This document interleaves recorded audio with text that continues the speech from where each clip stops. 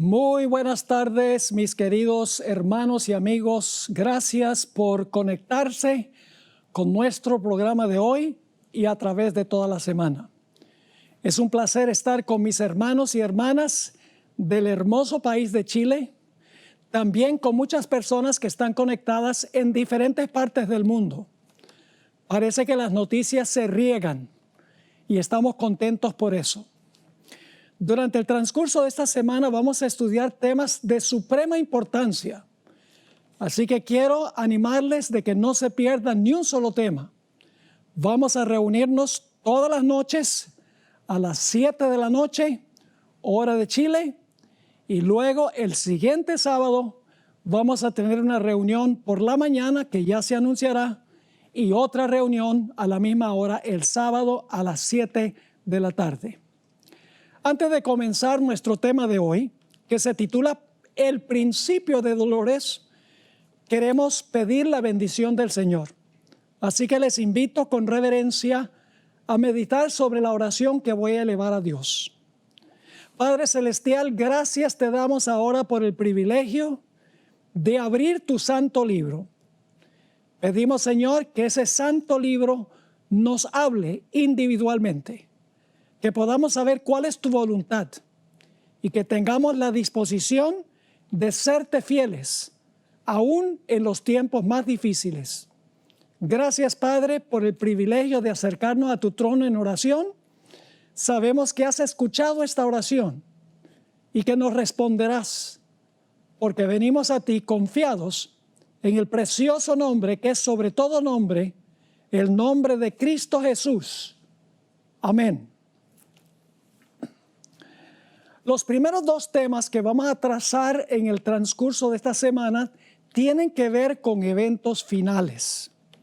Ahora, hay diferentes formas de estudiar las profecías. La primera forma que podemos estudiar las profecías es temáticamente. Es decir, sustraemos de diferentes partes de la Biblia los eventos que van a ocurrir en el futuro y entonces ponemos todos esos eventos en el orden en que van a ocurrir. Un ejemplo de esto es el libro de Elena White, Eventos de los Últimos Días.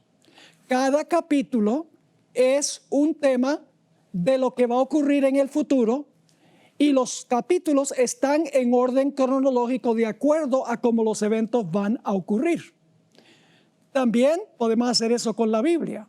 Podemos buscar en diferentes partes de la Biblia los eventos que van a ocurrir y luego los ponemos en orden cronológico. Así que se pueden estudiar las profecías temáticamente.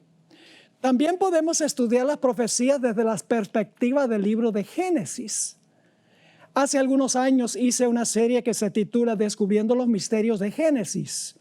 Y mostré que las historias de Génesis no solo son historias, sino que son profecías.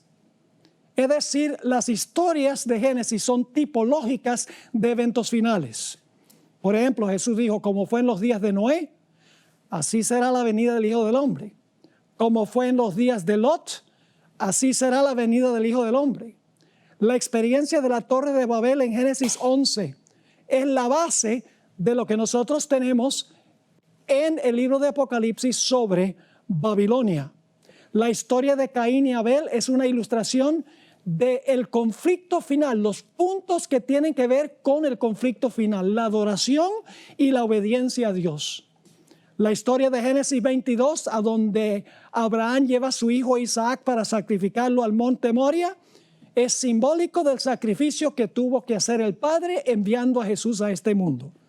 Es decir, Génesis es un libro hermoso para estudiar los eventos finales.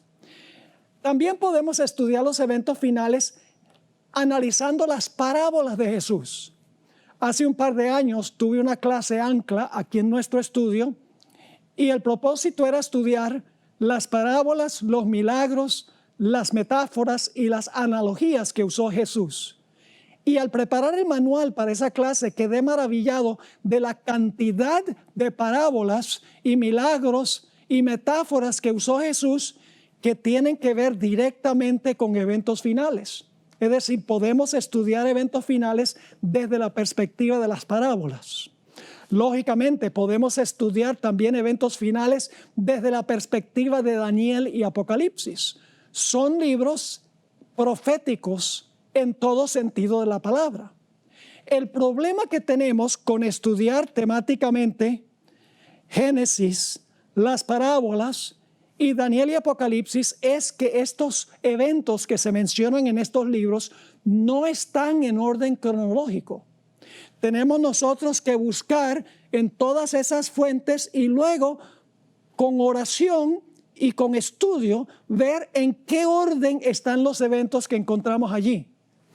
Pero hay un lugar en la Biblia a donde los eventos finales, los grandes puntales, se encuentran en orden cronológico, exactamente en el orden en que van a ocurrir. Y ustedes estarán preguntándose, ¿a dónde en la Biblia tenemos una profecía que presenta todos los eventos finales, por lo menos los grandes puntales de los eventos finales, en el orden en que van a ocurrir? La respuesta es Mateo, el capítulo 24. En ese capítulo tenemos todos los eventos finales en el orden en que van a ocurrir. Ahora, antes de entrar al estudio de Mateo 24, y hoy vamos a estudiar los versículos 5 hasta el versículo 15, y mañana vamos a decir mucho más en cuanto al versículo 15. Pero hoy queremos mirar Mateo 24 y el versículo 1 en realidad hasta el versículo 15. Pero antes de eso, necesito compartir con ustedes algunos principios de estudio. Son varios principios que voy a compartir. En realidad son 6 principios. El primer principio lo encontramos en el libro Obreros Evangélicos, página 154. Aquí escribió Elena White las siguientes palabras. El capítulo 24 de Mateo me ha sido presentado repetidas veces como algo a que debe ser atraída la atención de todos. Vivimos hoy en el tiempo en que las predicciones de este capítulo se están cumpliendo. Expliquen nuestros ministros y maestros estas profecías a aquellos a quienes instruyen. Excluyan de sus discursos los asuntos de menor importancia y presenten las verdades que decidirán el destino de las almas. Noten los elementos claves. La hermana White vio repetidas veces que Mateo 24 es de gran importancia su estudio.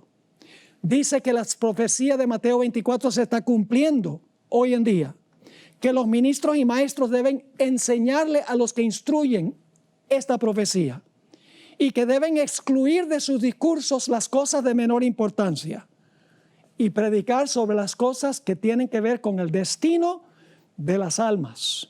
Así que el primer principio es que el estudio de Mateo 24 es indispensable, supremamente importante. El segundo principio es que Mateo 24 tiene un doble cumplimiento. Se cumple en la destrucción de Jerusalén y los eventos que llevan a ese evento, y se cumple en los eventos que llevan a la destrucción del mundo, a la segunda venida de Jesús. Y ustedes dicen, ¿cómo sabemos que Mateo 24 tiene una doble aplicación, un doble cumplimiento? Vamos a Mateo 24 y el versículo 1 al 3. Cuando Jesús salió del templo, y esto fue por última vez, y se iba, se acercaron sus discípulos para mostrarle los edificios del templo. Respondiendo, él les dijo, ¿ves todo esto? ¿Ven ustedes todo esto? De cierto os digo que no quedará aquí piedra sobre piedra que no sea derribada. Y estando él sentado en el monte de los olivos, los discípulos se le acercaron aparte, diciendo, ahora noten que los discípulos van a hacer 2 preguntas a Jesús. 2 preguntas. Dice en el versículo 3 nuevamente, y estando él sentado en el monte de los olivos, los discípulos se le acercaron aparte diciendo, dinos, ¿cuándo serán estas cosas? Acaba de hablar de la destrucción del templo, no iba a quedar piedra sobre piedra, pero ahora hacen otra pregunta. ¿Y qué señal habrá de tu venida y del fin del siglo? Es decir, del fin del mundo. Ahora, los discípulos pensaban que los dos eventos iban a ocurrir al mismo tiempo. La destrucción del templo y la destrucción del mundo. Ellos pensaban que eso iba a ocurrir al mismo tiempo. Jesús sabía que la destrucción del templo y lo que ocurre al final de la historia son dos eventos separados por muchísimos años. Pero lo que hizo Jesús fue entremezclar las dos aplicaciones, los dos cumplimientos de Mateo el capítulo 24. Quiero leerles varias citas ahora que encontramos en el Espíritu Profecía y quiero que noten la terminología que usa la hermana White para describir este doble cumplimiento de Mateo 24. Conflicto de los siglos, página 28. La profecía del Señor entrañaba un doble significado. Noten, doble significado. Al par que anunciaba la ruina de Jerusalén, presagiaba también los horrores del gran día final. Así que doble cumplimiento, doble significado. La destrucción de Jerusalén presagiaba lo que va a pasar al final de la historia. En el mismo libro, Conflicto de los Siglos, página 34, ella escribió: la profecía del Salvador referente al juicio que iba a caer sobre Jerusalén va a tener otro cumplimiento. Y la terrible desolación del primero no fue más que un pálido reflejo de lo que será el segundo. Es decir, lo que pasó con Jerusalén es solo un pálido reflejo, una sombra de lo que va a pasar al final de la historia. Sigue la cita. En lo que acaeció a la ciudad escogida, podemos ver anunciada la condenación de un mundo que rechazó la misericordia de Dios y pisoteó su ley. Otra cita la encontramos en el libro Eventos de los Últimos Días, página 18, donde dice lo siguiente: Cristo advirtió a sus discípulos en cuanto a la destrucción de Jerusalén y las señales que ocurrirían antes de la venida del Hijo del Hombre. Ahora escuchen bien.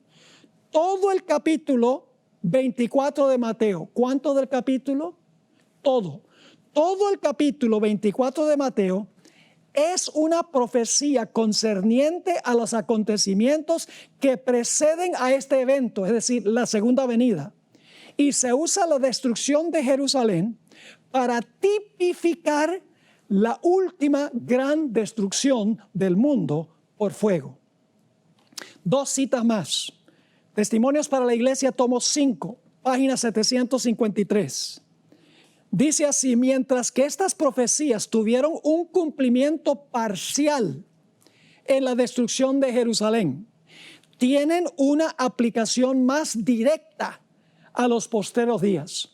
Es decir, el cumplimiento con Jerusalén fue parcial, pero el cumplimiento más pleno tiene que ver con lo que va a pasar al final de la historia. Una cita más, Palabras de Vida del Gran Maestro, página 102. La ruina de Jerusalén fue un símbolo de la ruina final que abrumará al mundo. Las profecías que se cumplieron parcialmente en la destrucción de Jerusalén se aplican más directamente a los últimos días. Estamos ahora en el umbral de acontecimientos grandes y solemnes. Nos espera una crisis como jamás ha presenciado el mundo. El tercer principio que necesitamos tomar en cuenta es que 3 de los 4 evangelios tienen este sermón de Jesús. No solamente aparece en Mateo 24, sino que aparece también en Marcos 13 y en Lucas 21. Quiere decir que debemos comparar los 3 evangelios, porque Marcos y Lucas dicen cosas que Mateo no dice, y Mateo dice cosas que Marcos y Lucas no dicen. Solo cuando estudiamos los 3 evangelios sinópticos juntos, tenemos un cuadro completo de lo que va a ocurrir. El siguiente principio, el principio número 4, es que Jesús predicó este sermón no para convencer a los mundanos de que las señales indican que Jesús está próximo a venir. Es decir, el enfoque del capítulo no está sobre los incrédulos, sobre la gente secular, sino para el pueblo de Dios. Ahora, no me entiendan mal. No hay ningún problema con usar Mateo 24 en campañas evangelísticas para hablarle a los asistentes en cuanto a las señales que están ocurriendo en el mundo hoy que indican que Cristo viene pronto. No hay ningún problema con eso. Pero la intención original de Mateo 24, de las palabras de Jesús, era que sus seguidores no fuesen engañados. Las señales eran para los seguidores o son para los seguidores de Jesús, para que no sean engañados, para que no pierdan la fe cuando venga la persecución. Y ustedes dicen, ¿cómo sabemos eso? Bueno, vamos a Mateo 24 y vamos a leer algunos versículos aquí rápidamente. Mateo el capítulo 24 y el versículo 4. Mateo 24 y el versículo 4. Jesús le está hablando a sus discípulos. Respondiendo Jesús les dijo, mirad que nadie os engañe. Es decir, miren que nadie los engañe a ustedes, mis discípulos. Noten lo que dice el versículo 15, que vamos a llegar a eso esta noche para solamente introducir el estudio de ese versículo. Dice Jesús a sus seguidores, pero cuando veáis en el lugar santo la abominación asoladora de que habló el profeta Daniel, el que le entienda, entonces los que están en Judea huyan a los montes. Es decir, iba a haber una señal, la abominación asoladora, que le iba a indicar a los seguidores de Jesús que huyeran. Los que no eran discípulos de Jesús no hubieran entendido la señal. No hubieran sabido que esa señal iba a causar que ellos huyeran. Es decir, la señal de la abominación asoladora era para los seguidores de Jesús. Notamos también los versículos 24 al 27. Vamos a leer el 23 para el contexto. Entonces, si alguno os dijere, recuerden que está hablando a sus discípulos, mirad, aquí está el Cristo, o mirad, ahí está, no lo creáis. Porque se levantarán falsos cristos y falsos profetas, y harán grandes señales y prodigios, de tal manera que engañarán, si fuere posible. Ahora, ¿cuál es el enfoque de Satanás? Aún a los que, aún a los escogidos. Versículo 25, ya os lo he dicho antes. Así que, si os dijeren, mirad, está en el desierto, no salgáis. O mirad, está en los aposentos, no lo creáis. Porque como el relámpago que sale del oriente y se muestra hasta el occidente, así será también la venida del Hijo del Hombre. Así que notamos que el enfoque de Satanás es sobre los escogidos, para tratar de engañar, si fuere posible, a los escogidos. Noten también el versículo 42. Dice Jesús aquí a sus seguidores, velad pues, porque no sabéis a qué hora ha de venir vuestro Señor. Es decir, son siervos del Señor aquellos a quienes le está escribiendo Jesús o predicando Jesús. Y luego, cuando termina Jesús el sermón, encontramos que contó varias parábolas. La parábola del siervo infiel. El siervo infiel profesaba servir al Señor, pero era infiel. Es decir, el enfoque de esa parábola es, no seas infiel si eres siervo mío. Luego Jesús contó la parábola de las 10 vírgenes. Las 10 vírgenes profesaban seguir a Jesús. Todas tenían lámparas. Es decir, el enfoque es sobre creyentes, no sobre los incrédulos, aunque también los incrédulos necesitan escuchar estas cosas.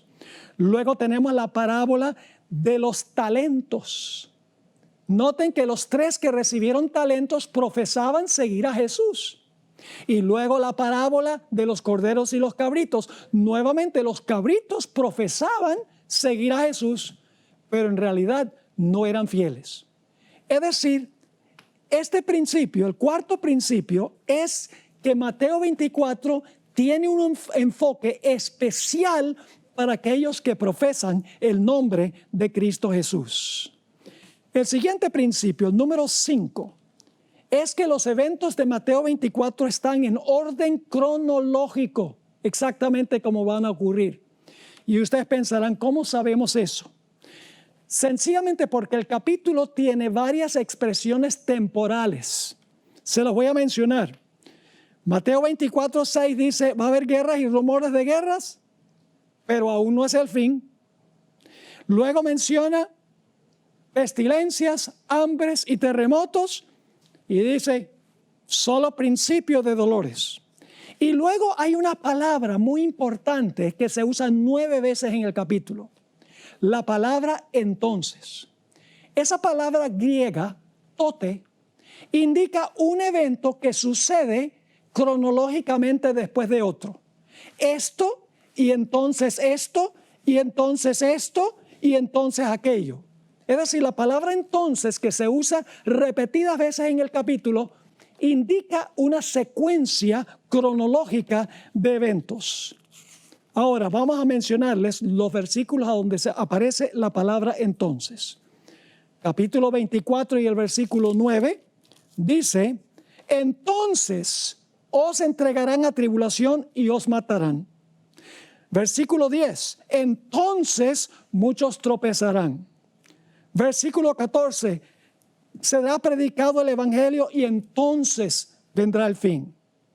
Mateo 24:16, cuando vean la abominación asoladora, entonces los que estén en Judea huyan. En Mateo 24:19 hay otra expresión temporal, aquellos días. Mateo 24:21 usa otra vez la palabra entonces. Entonces habrá gran tribulación. Mateo 24:22 otra vez usa una expresión 2 veces, una expresión que tiene que ver con tiempo. Aquellos días se usa 2 veces, si aquellos días no son acortados. La palabra entonces aparece nuevamente en el versículo 23. Inmediatamente después, el sol, la luna y las estrellas se oscurecerán. En Mateo 24:30 dice, entonces aparecerá la señal del Hijo del Hombre, y en el mismo versículo dice, entonces todas las tribus de la tierra se lamentarán. Noten que vez tras vez se usa la palabra entonces, que indica una secuencia cronológica. El último principio que queremos notar en el estudio de Mateo 24 es que Mateo 24 y el conflicto de los siglos, escrito por Elena White, siguen el mismo orden de eventos. Comienzan en el mismo lugar y terminan en el mismo lugar. Y todo lo que está en medio también del conflicto de los siglos y de Mateo 24. Les explico. Si ustedes leen Mateo 24, empieza con la destrucción de Jerusalén. El conflicto de los siglos también. Cuando leen Mateo 24 encuentran que culmina con la venida de Cristo. El libro Conflicto de los Siglos culmina con la segunda venida de Cristo. Pero la ventaja del conflicto de los siglos es que llena los espacios entre los grandes eventos. Expande, amplía esos grandes puntales que encontramos allí en este capítulo de Mateo, el capítulo 24. Es decir, si ustedes quieren tener el cuadro completo de todo lo que va a ocurrir dentro de esos puntales, entre uno y otro, lean el conflicto de los siglos. Tremendo libro que amplía en más de 700 páginas, mis hermanos y hermanas, amplía lo que Mateo 24 tiene en un solo capítulo. Ahora sí vamos a Mateo el capítulo 24 y el versículo 6. Vamos a comenzar y a ir desde el versículo 6 hasta el versículo 15, por lo menos parte del versículo 15. Dice en Mateo 24:6, y oiréis de guerras y rumores de guerras. Mirad que no os turbéis, porque es necesario que todo esto acontezca, pero aún no es el fin. Es decir, el hecho de que haya guerras y rumores de guerras no indica de que llegamos al fin. Luego el versículo 7 nos dice, porque se levantará nación contra nación y reino contra reino, y habrá pestes y hambres y terremotos en diferentes lugares. La palabra pestes en realidad significa pestilencias. ¿Saben que esa palabra aparece solo en un lugar más en todo el Nuevo Testamento? En Hechos 24 y el versículo 5, a donde acusaban al apóstol Pablo de esparcir doctrinas pestilentes que habían ido a todo el mundo. Es decir, una pestilencia que va a todo el mundo, significa esa palabra, como el coronavirus que nosotros estamos viendo ahora. Dice ahí en Hechos 24:5, los acusadores del apóstol San Pablo, porque hemos hallado que este hombre es una plaga, es la misma palabra pestilencia, y promotor de sediciones entre todos los judíos por todo el mundo, y cabecilla de la secta de los nazarenos. Pestilencia, hambres y terremotos. Ahora, el Evangelio según San Marcos agrega otra señal que no está en Mateo. Marcos 13:8 agrega la palabra alborotos. Dice allí en Marcos 13:8, porque se levantará nación contra nación y reino contra reino, y habrá terremotos en muchos lugares, y habrá hambres y ¿qué más? Y alborotos. Principio de dolores son estos. La palabra alborotos aquí se refiere a conmociones, tumultos e intranquilidad social, como ustedes vieron en Chile hace unos meses y como se está viendo en algunas ciudades ahora de los Estados Unidos.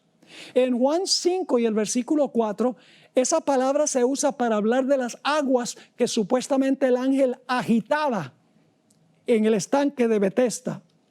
En Hechos 12 y el versículo 18 se usa para hablar de un tumulto que hubo entre los soldados romanos.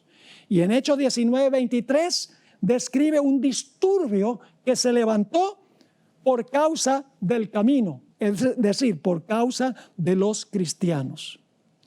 Elena White amplía estos versículos donde habla de guerras y rumores de guerras, pestilencias, hambres, terremotos y alborotos.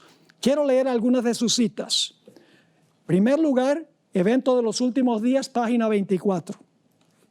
En las escenas finales de la historia de esta tierra, la guerra prevalecerá. Ahí está una de las señales que menciona Mateo. Habrá epidemias o pestilencias, mortandad y hambre. Las aguas del abismo rebasarán sus límites. Incendios e inundaciones destruirán la propiedad y la vida. Debiéramos estar alistándonos para las mansiones que Cristo ha ido a preparar para los que lo aman. En Evento de los Últimos Días, página 27, ella escribió: aumentarán las hambrunas, las pestilencias barrerán a miles. A nuestro alrededor hay peligros procedentes de las potencias externas y de las operaciones satánicas de adentro. Pero ahora se está ejerciendo el poder restrictivo de Dios.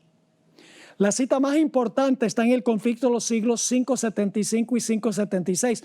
Elena White amplía y agrega que va a haber muchos más desastres que solamente hambres y pestilencias y terremotos y alborotos. Fíjense lo que escribió. El objeto de Satanás consiste en hostigar a las naciones a hacerse mutuamente la guerra, pues de este modo puede distraer las mentes de los hombres de la obra de preparación necesaria para subsistir en el día del Señor. Al par que se hace pasar ante los hijos de los hombres como un gran médico que puede curar todas sus enfermedades, Satanás producirá enfermedades y desastres, al punto que ciudades populosas sean reducidas a ruinas y desolación. Ahora mismo está obrando. Ejerce su poder en todos los lugares y bajo mil formas.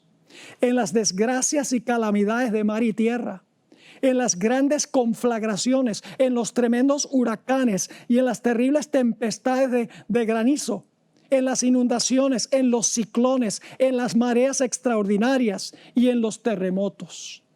Satanás destruye las mieses casi maduras y a ellos siguen la hambruna y la angustia.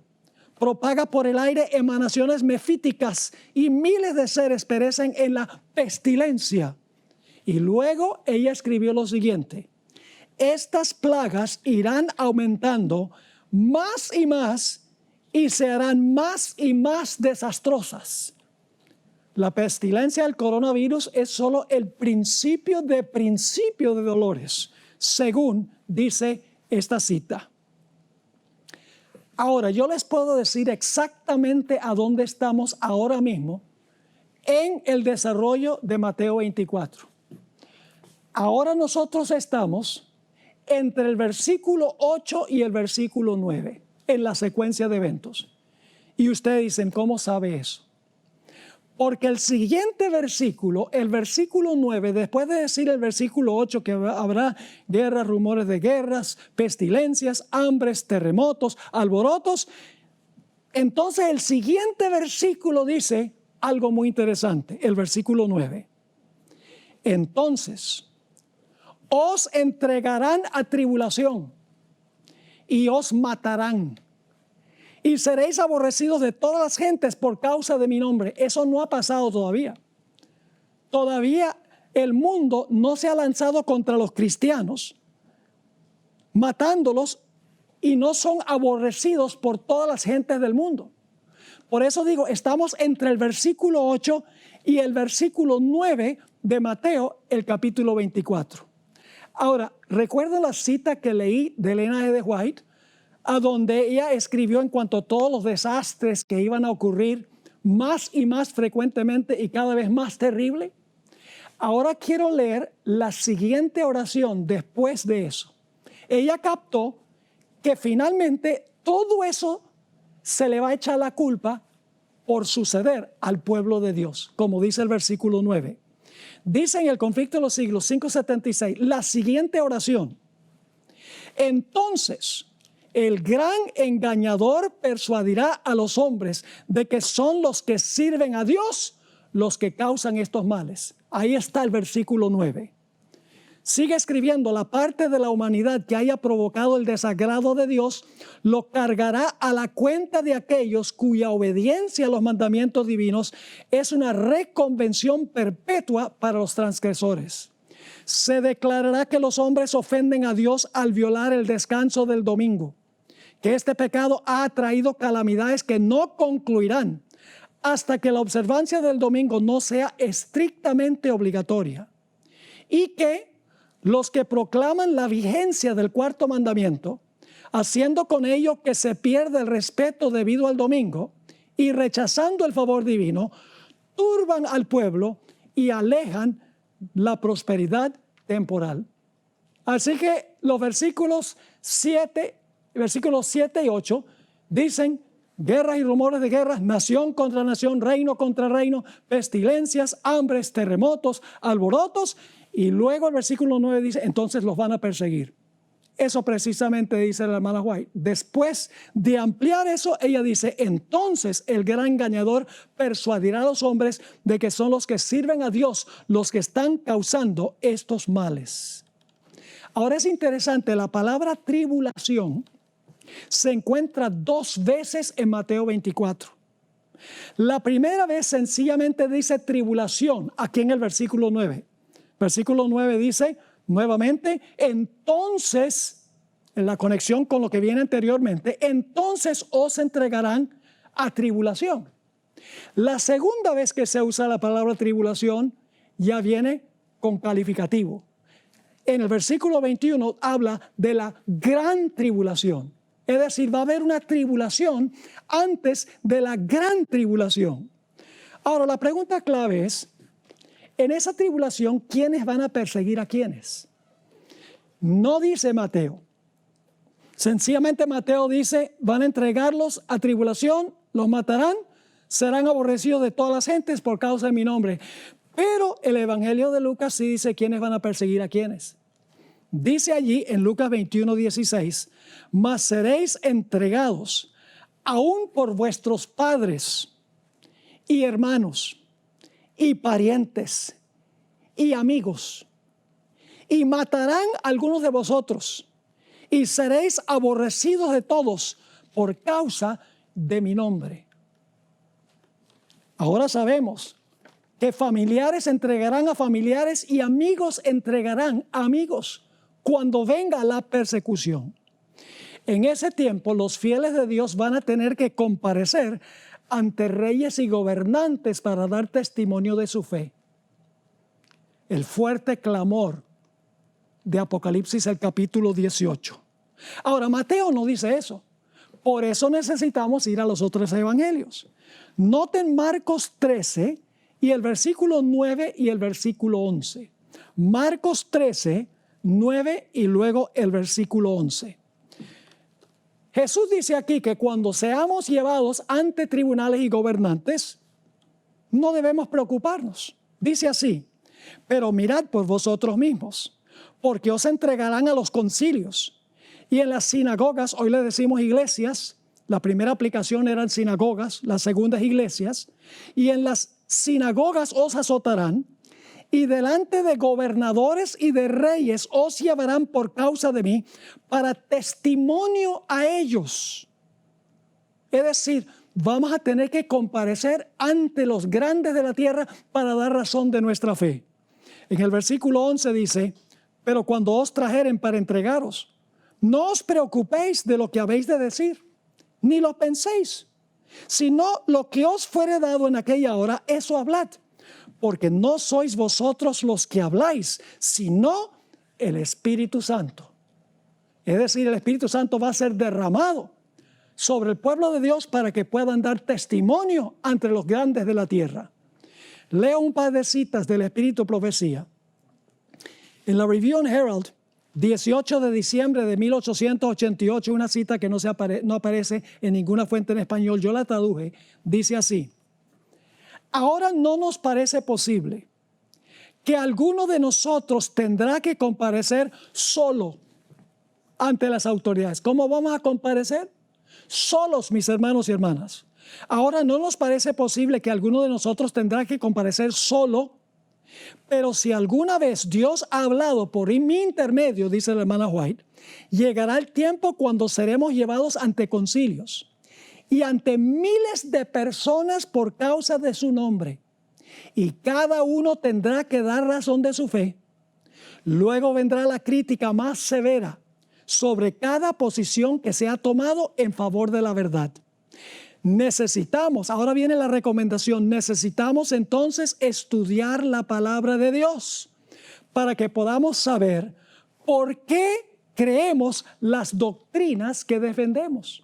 No es suficiente estudio devocional de la Biblia, tenemos que hacer un profundo estudio doctrinal. En otra cita que está en Eventos de los Últimos Días, página 209, la hermana White describió el tiempo cuando tendremos que comparecer ante los grandes de la tierra. Dice así: aquellos que reciben a Cristo como Salvador personal resistirán las pruebas de estos últimos días. El Señor Jesús dará a los discípulos una lengua y una sabiduría que sus adversarios no podrán contradecir ni resistir. Aquellos que por razonamiento no podrían vencer los engaños satánicos darán un testimonio positivo que confundirá a hombres supuestamente doctos. Los humildes van a hablar con tanta autoridad y sabiduría que va a confundir a los hombres grandes de la tierra. La cita termina: de los labios de los iletrados saldrán palabras con tal poder convincente y sabiduría que se producirán conversiones a la verdad. Miles se convertirán bajo su testimonio. ¡Qué tremenda oportunidad! Cuando tengamos que comparecer ante los grandes de la tierra, dar razón de nuestra fe para que miles se conviertan al Señor y se salven finalmente. Ahora, este tiempo que describe el versículo 9 es lo que nosotros llamamos el tiempo de angustia previo. Es decir, el pequeño tiempo de angustia. Tribulación sin la palabra gran. Durante este tiempo Dios va a derramar la lluvia tardía. Durante este tiempo el pueblo de Dios va a proclamar el fuerte clamor de Apocalipsis 18 que se centra en el mensaje del sábado. Y eso va a traer persecución. Quiero leerles una cita de la hermana White donde ella habla del tiempo de angustia previo o el pequeño tiempo de angustia, que es lo que tenemos en el versículo 9.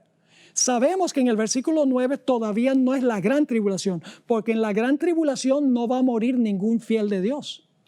Pero aquí dice en el versículo 9, os entregarán a tribulación y os matarán. Durante esta tribulación habrá mártires, según dice el Señor Jesucristo. En Primeros Escritos, página 33, la hermana White escribió lo siguiente, en cuanto a este tiempo de angustia previo de Mateo 24:9.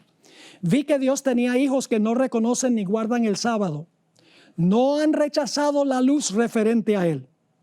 Y al empezar el tiempo de angustia, fuimos henchidos del Espíritu Santo cuando salimos a proclamar más plenamente el sábado. Esto enfureció las otras iglesias y a los adventistas nominales, pues no podían refutar la verdad sabática. Y entonces todos los escogidos de Dios, comprendiendo claramente que poseíamos la verdad, salieron. El contexto indica que son personas que salen de las iglesias de Babilonia para ingresar al pueblo de Dios. Dice nuevamente, esto enfureció a las otras iglesias y a los adventistas nominales, pues no podían refutar la verdad sabática. Y entonces todos los escogidos de Dios, comprendiendo claramente que poseíamos la verdad, salieron y sufrieron la persecución con nosotros. ¡Qué tremendo! Y luego dice ella, vi guerra, hambre, pestilencia y grandísima confusión. Las mismas señales de Mateo 24 y el versículo 6 y 7. Así que dice, nuevamente, vi guerra, hambre, pestilencia y grandísima confusión en la tierra. Los impíos pensaron que nosotros habíamos acarreado el castigo sobre ellos y se reunieron en consejo para raernos de la tierra, creyendo que así cesarían los males. Ahora, cuando una persona leyó esta cita de la hermana White, le escribió y le dijo, pero usted escribió que al empezar el tiempo de angustia fuimos llenos del Espíritu Santo y proclamamos el sábado. Pero, hermana White, usted dijo en otra parte que en el tiempo de angustia ya la puerta de la gracia se cerró. Entonces, ¿cómo se explica eso? La hermana White tuvo que enviar una explicación. En Primeros Escritos, página 85, ella habló sobre este corto tiempo de angustia. Dice, el comienzo del tiempo de angustia mencionado entonces no se refiere al tiempo cuando comenzarán a ser derramadas las plagas, sino a un corto periodo precisamente antes que caigan mientras Cristo está en el santuario. Es decir, la puerta de la gracia no se ha cerrado en el versículo 9. Se cierra, vamos a ver mañana en el versículo 15. Sigue diciendo, en ese tiempo, cuando se esté terminando la obra de salvación, vendrá aflicción sobre la tierra y las naciones se airarán, aunque serán mantenidas en jaque, porque los ángeles están reteniendo los vientos, para que no impidan la realización de la obra del tercer ángel. En ese tiempo descenderá la lluvia tardía. En el corto tiempo de angustia, hermanos y hermanas, descenderá la lluvia tardía o refrigerio de la presencia del Señor para dar poder a la voz fuerte del tercer ángel. Es el fuerte clamor de Apocalipsis 18. Y preparar a los santos para que puedan subsistir durante el periodo cuando las 7 postreras plagas serán derramadas. Pero cuando viene esta persecución, va a haber un zarandeo entre el pueblo de Dios. Eso está en Mateo 24:10. Fíjense que todo esto está en orden cronológico. Muchos tropezarán entonces. Es decir, como consecuencia de la persecución, muchos van a tropezar. Y se entregarán unos a otros y unos a otros se aborrecerán. La hermana White dice que el zarandeo es causado por 3 cosas. 1, falsas enseñanzas. 2, las atracciones del mundo o la mundanalidad se va a llevar a muchos. Y en tercer lugar, la persecución. Cuando venga la persecución en el tiempo de angustia previo, el pueblo de Dios saldrá a proclamar más plenamente el sábado bajo el poder de la lluvia tardía. Y según esto, muchos en ese tiempo tropezarán. Mis hermanos y hermanas, en tiempos cuando las cosas están pacíficas, la iglesia se llena de gente. Pero cuando viene la persecución, uno sabe quién es quién. Ahora, ¿qué significa eso? Muchos tropezarán. ¿Qué significa la palabra tropezarán? Vamos a leer un par de versículos donde se usa la misma palabra. Juan 16, 1 y 2. Estas cosas os he hablado, dice Jesús, para que no tengáis tropiezo. es decir, para que no tropiecen ni caigan, os expulsarán de las sinagogas. Y aún viene la hora cuando cualquiera que os mate pensará que rinde servicio a Dios. Es decir, los que van a atacar al pueblo de Dios son gente que profesa ser pueblo de Dios. Marcos 4, 16 y 17, en la parábola del sembrador, habla de la semilla que fue sembrada entre las piedras o entre las rocas. Dice allí, estos son asimismo los que fueron sembrados en pedregales, los que cuando han oído la palabra, al momento la reciben con gozo, dicen, aleluya, esto está hermoso. Pero no tienen raíz en sí, sino que son de corta duración. Porque cuando viene, escuchen bien, la tribulación o la persecución por causa de la palabra, luego tropiezan. Elena White también escribió que muchos de los que profesan ser fieles van a abandonar la fe. En el libro Profetas y Reyes, página 431, ella escribió, los que sean fieles a Dios y al deber serán amenazados, denunciados y proscritos. Serán traicionados por padres y hermanos y parientes y amigos. Su única esperanza se cifrará en la misericordia de Dios. Su única defensa será la oración. A veces nosotros pensamos que los peores perseguidores del pueblo de Dios serán los de afuera. Pero en esta cita que voy a leer, Conflicto de los Siglos 5:93, los peores enemigos del pueblo de Dios serán los que no soportan la persecución y se levantan contra el fiel remanente de Dios. Noten esta cita, Conflicto de los Siglos 5:93. Conforme vaya acercándose la tempestad. Fíjense que estos son adventistas, los que ella describe. Conforme vaya acercándose la tempestad, muchos que profesaron creer en el mensaje del tercer ángel. No hay ninguna iglesia que cree en el mensaje del tercer ángel, sino la adventista. Así que dice, conforme vaya acercándose la tempestad, muchos que profesaron creer en el mensaje del tercer ángel, pero que no fueron santificados por la obediencia a la verdad, abandonarán su fe e irán a engrosar las filas de la oposición, uniéndose con el mundo y participando de su espíritu, llegarán a ver las cosas casi bajo el mismo aspecto. Así que cuando llegue la hora de prueba, estarán preparados para situarse del lado más fácil y de mayor popularidad. Hombres de talento y de elocuencia que se gozaron un día en la verdad, emplearán sus facultades para seducir y descarriar almas. No olviden eso, porque esto está en el siguiente versículo. Así que dice, se convertirán en los enemigos más encarnizados de sus hermanos de antaño. ¡Wow! Cuando los observadores del sábado sean llevados ante los tribunales para responder de su fe, estos apóstatas serán los agentes más activos de Satanás para calumniarlos y acusarlos, para incitar a los magistrados contra ellos por medio de falsos informes e insinuaciones. Es decir, después de la persecución viene el zarandeo, el tropiezo de muchos que no están dispuestos de subsistir en el tiempo de angustia previo y no están dispuestos a sufrir persecución. El siguiente versículo, Mateo 24:11, habla de falsos profetas que se van a levantar en ese tiempo para engañar. Esos son los que acaba de describir la hermana White. Muchos que una vez se gozaron en la verdad, dice que van a usar sus facultades para seducir y descarriar a las almas. No solamente los de afuera, sino también los de adentro. El versículo 11 dice, muchos falsos profetas se levantarán y engañarán a muchos. Y luego habla de cómo la mundanalidad va a sacar a muchos también de la iglesia. Dice en Mateo 24:12, y por haberse multiplicado la maldad, el amor de muchos se enfriará.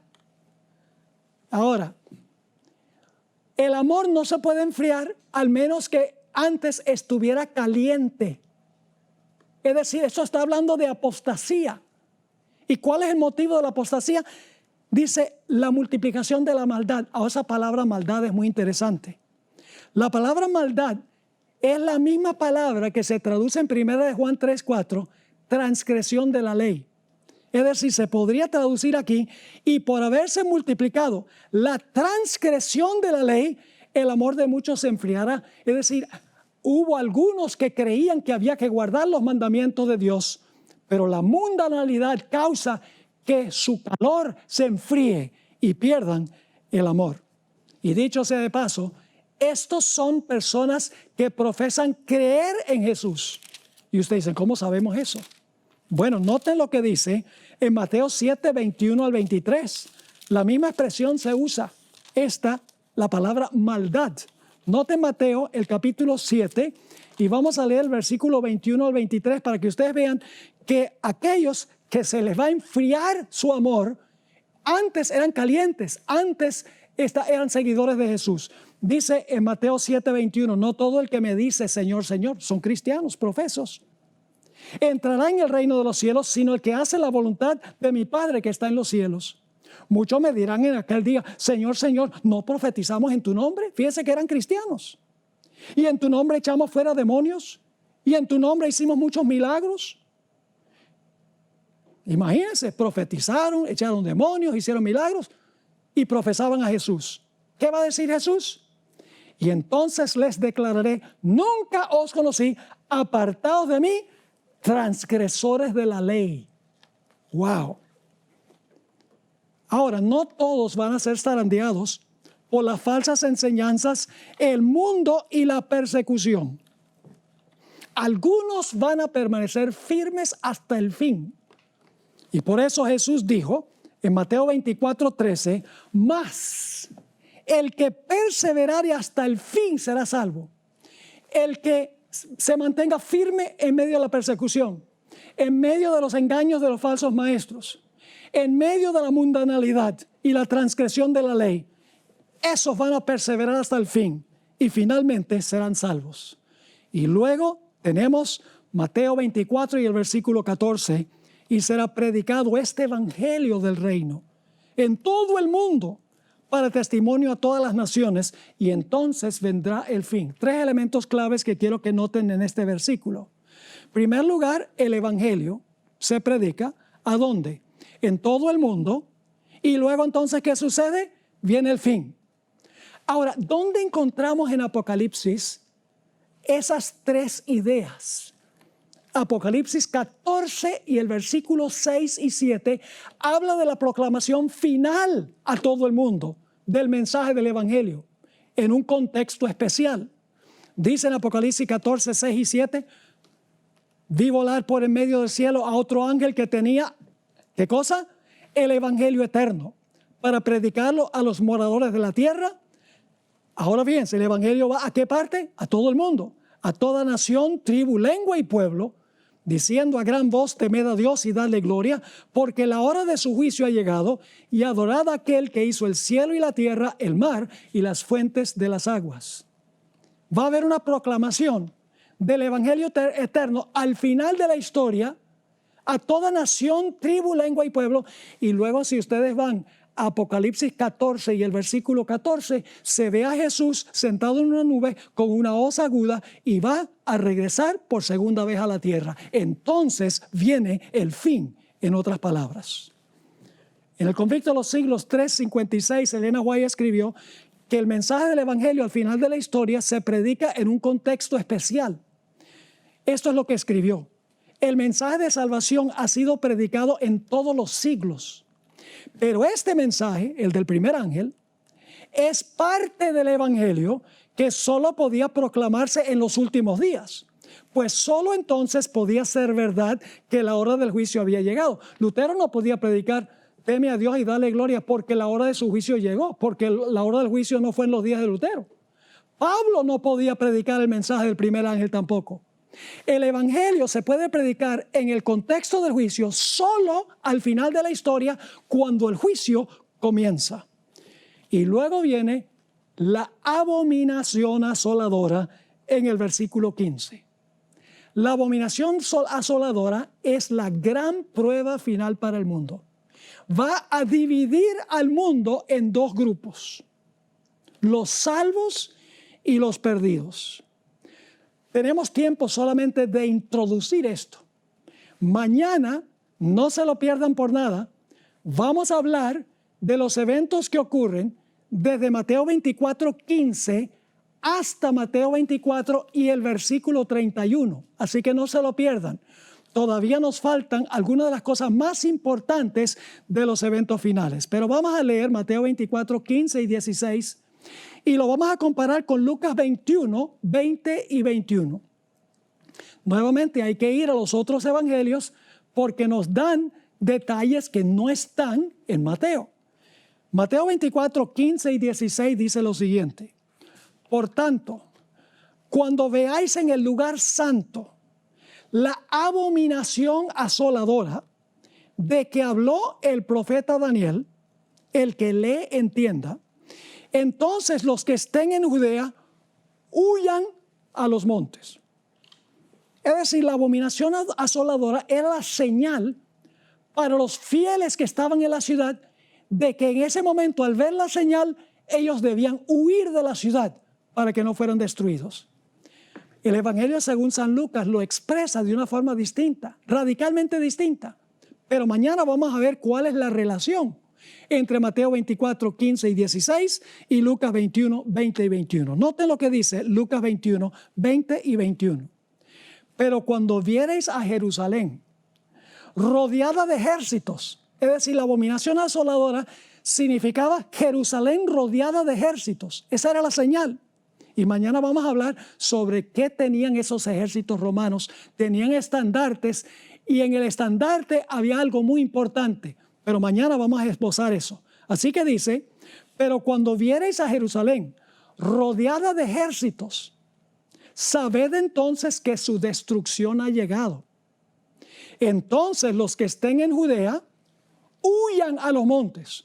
En Mateo decía, cuando vean la abominación asoladora, huyan. Aquí dice en Lucas 21, cuando vean a la ciudad de Jerusalén rodeada de ejércitos, huyan a los montes. Y los que estén en medio de ella, váyanse. Y los que estén en los campos, no entren en ella. ¡Qué extraordinario! ¿Cómo Mateo 24 presenta los eventos finales en el orden exacto en que están ocurriendo y van a ocurrir? ¿Y a dónde estamos nosotros ahora en el desarrollo de Mateo 24? Mis hermanos y hermanas, apreciados amigos, estamos ahora entre el versículo 8 y el versículo 9.